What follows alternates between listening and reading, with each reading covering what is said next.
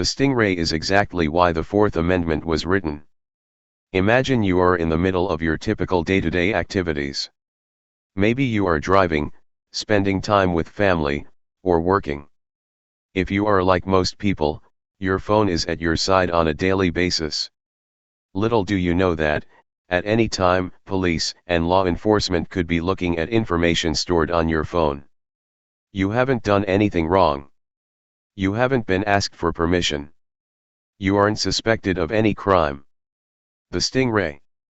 Police have the power to collect your location along with the numbers of your incoming and outgoing calls and intercept the content of call and text communication. They can do all of this without you ever knowing about it. How? They use a shoebox-sized device called a StingRay. This device, also called an IMSI catcher, mimics cell phone towers, prompting all the phones in the area to connect to it even if the phones aren't in use. The police use StingRays to track down and implicate perpetrators of mainly domestic crimes. The devices can be mounted in vehicles, drones, helicopters, and airplanes, allowing police to gain highly specific information on the location of any particular phone, down to a particular apartment complex or hotel room. Quietly, StingRay use is growing throughout local and federal law enforcement with little to no oversight.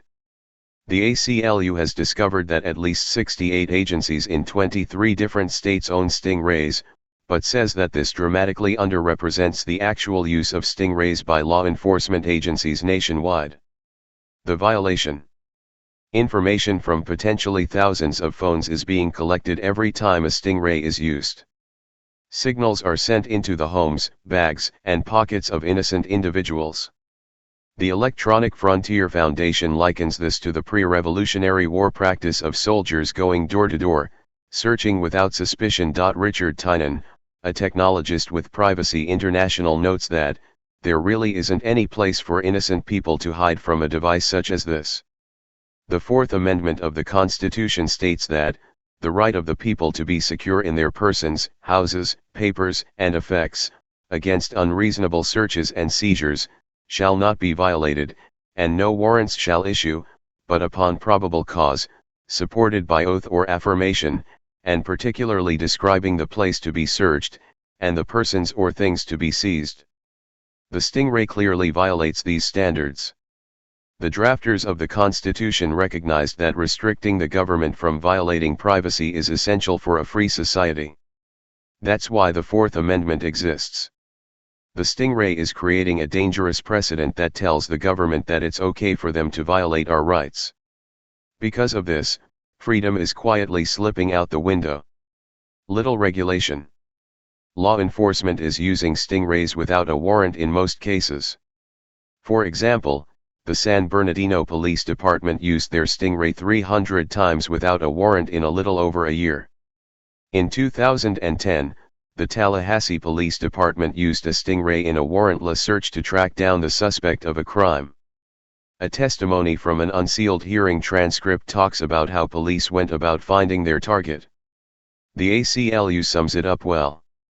Police drove through the area using the vehicle-based device until they found the apartment complex in which the target phone was located, and then they walked around with the handheld device and stood at every door and every window in that complex until they figured out which apartment the phone was located in.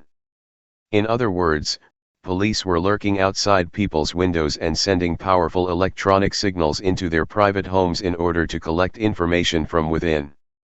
A handful of states have passed laws requiring police and federal agents to get a warrant before using a StingRay. They must show probable cause for one of the thousands of phones that they are actually searching. This is far from enough. Additionally, there are many concerns that agents are withholding information from federal judges to monitor subjects without approval, bypassing the probable cause standard laid out in the Constitution. They even go as far as to let criminals go to avoid disclosing information about these devices to the courts. If the public doesn't become aware of this issue, the police will continue to use StingRays to infringe on our rights in secret and with impunity.